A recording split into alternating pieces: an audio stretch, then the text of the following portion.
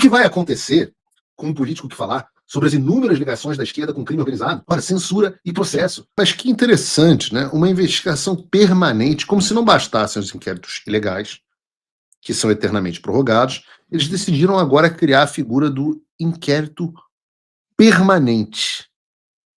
E como todo regime autoritário, obviamente eles dizem que a queda da lei é para sua proteção.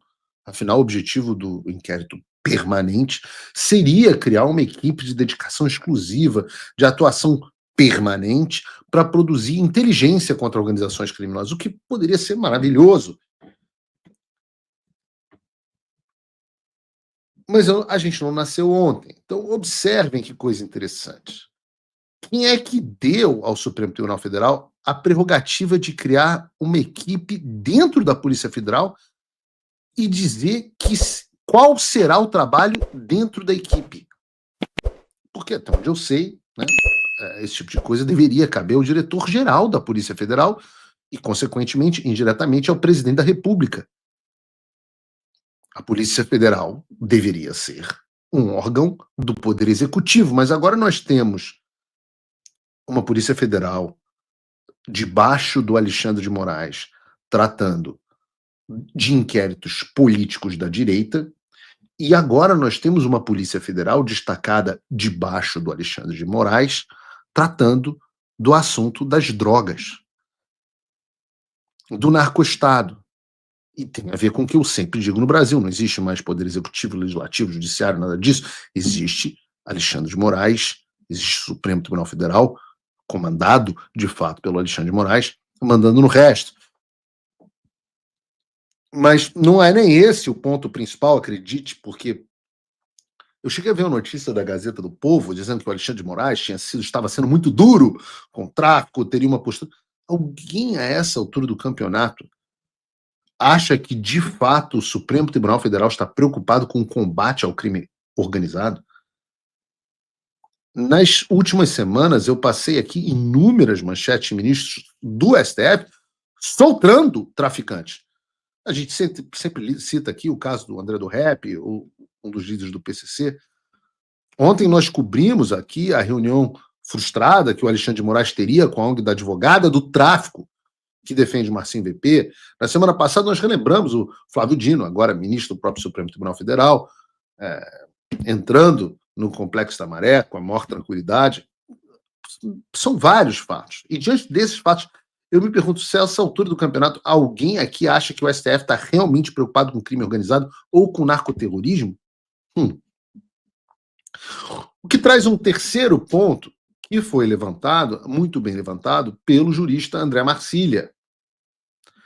Lembrem-se que toda essa discussão está acontecendo agora envolvendo o Alexandre de Moraes, as operações policiais do Rio, as investigações sobre as condutas dos policiais, etc., só estão acontecendo porque o Fachin, presidente do STF, deu um somebody love, o mesmo Fachin que era titular dessas ações, e em vez de atribuir a relatoria da DPF das favelas para Carmen Lúcia, como integrante mais antiga do STF, ele atribuiu ao Alexandre.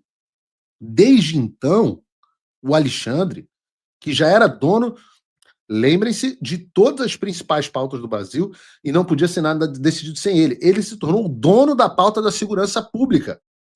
E o Marcília, o doutor Marcília, traz um ponto interessante de qual seria o intuito. Se não é a bondade do coração do Alexandre, qual seria o intuito da criação desse inquérito permanente? Vejam, o Alexandre é o relator da DPF das favelas, somente seria enquanto Lula não indica um novo ministro ao Supremo Tribunal Federal. Quando isso acontecer e o Senado aprovar a nomeação, tomara que nunca aprove, mas digamos, o novo ministro assumiria de maneira definitiva a DPF das favelas e o imperador perderia, portanto, o controle dessa pauta. Nesse sentido, o inquérito permanente ia servir como um mecanismo para manter o Alexandre nessa posição, que ele possa tomar decisões relacionadas à segurança pública e ao narcoterrorismo de forma permanente. O inquérito seria, então, nada além de uma justificativa fajuta para que toda essa discussão continue nas mãos e sob a autoridade do pseudo-juiz e do imperador do Xandaquistão, Alexandre de Moraes. E os efeitos disso vão muito além de convocar o Cláudio Castro para a reunião, de quase receber ONG de advogado do tráfico e tal. Vocês se lembram de qual foi o meu palpite nos programas dessa semana sobre qual seria a pauta mais importante das eleições do ano que vem? Justamente, a segurança pública. Agora, imaginem uma eleição em que o tema principal é a segurança pública e onde o Alexandre tem um inquérito aberto e permanente exatamente sobre esse tema. Façam essa conta. O que vai acontecer com um político de direita que falar que o PT é o partido dos traficantes? O que vai acontecer? Ora, por exemplo, o que aconteceu com o Nicolas, onde o judiciário mandou ele apagar o post falando isso sobre o PT. O que vai acontecer com um político que falar sobre as inúmeras ligações da esquerda com o crime organizado? Ora, censura e processo. O que é que vai acontecer com um candidato que falar que o Lula é um ferrenho apoiador de um traficante, um narcoterrorista internacional, Nicolás Maduro? Censura e ameaça de ineligibilidade. Pelo amor de Deus, vejam para que serve este novo inquérito permanente do Supremo Tribunal Federal nas mãos de Alexandre de Moraes. Assim como o inquérito das fake news nunca foi para combater notícias falsas, o dos atos democráticos nunca para combater os atos democráticos, os das milícias digitais nunca para combater milícias digitais,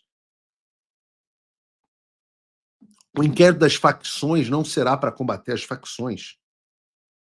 Será para combater você. Você que as critica.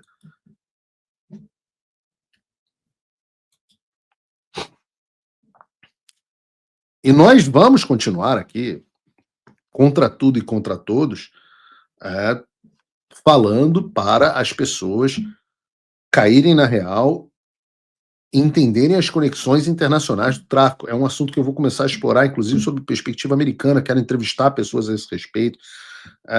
É realmente algo que vale a pena um pouco mais de dedicação. Mas é importante que você abra o olho e abra o olho para o fato de que você será censurado.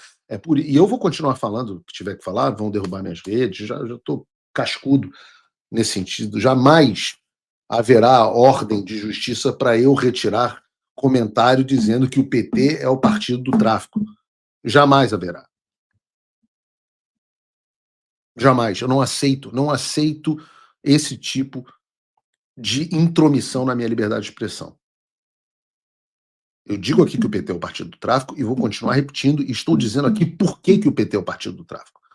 Vou falar, inclusive, agora. Ora, como posso fazer isso quando nós temos uma pauta, que eu vou entrar daqui a um minuto,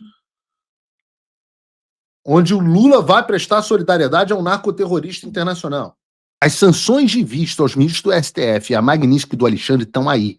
Pela primeira vez o jogo virou. Isso aconteceu porque muita gente me apoiou. Se você quer que eu continue nessa luta, a hora é agora. Acesse www.paulofigueiredoshow.com/apoie ou use o link na descrição. Com pouco mais de $5 por mês, você vira meu apoiador. E com 49, entra para o grupo dos patronos Gold.